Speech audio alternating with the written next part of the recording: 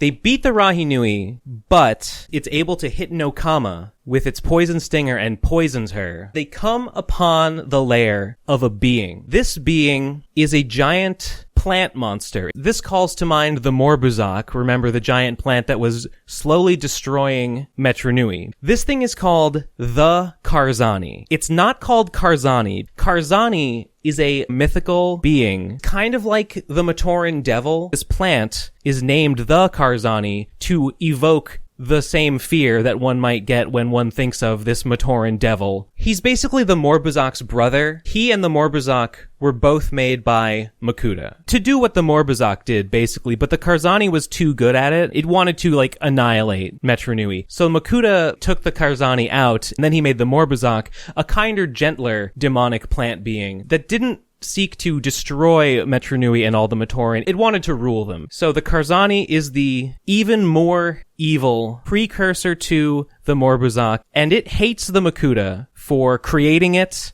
and then for locking it away. And it stretches out a little vine, and it drops a little magical droplet of goo onto her, and it temporarily cures her. I can make a permanent antidote, but only if you bring me energized protodermis. In basically the same way that the Toa Nuva were transformed, it wants to be transformed into its destined super version. And they give him the energized protodermis, and he's like, yes, my destiny. And he puts it on himself, and he just dies. And the Toa Metru are like, well, he was not destined to transform. That's a bummer. However, he did honor his end of the agreement and give Nokama the permanent antidote before doing this, so Nokama is okay. The Toa need to continue their journey on water again. They put together a ship. But remember, the Lekon, their first ship, was only able to stay afloat because it had the 6 Matoran spheres strapped to it. So to make their new ship buoyant, they take logs from the now dead Karzahni, and they put these logs on their ship, and they christen this one the Lekon 2. So they sail the Lekon 2 the rest of the way back to Metronui. So Makuta and the Shadowed One fight, and in the melee, Vakama is able to snatch the Vahi, and he crash lands on the beach of Metronui. And who's there but the Karzahni? Not Karzahni, the Karzahni. He wasn't quite dead. He was just barely alive a little bit, and he sort of sprouted up out of his mostly dead logs. And he tells him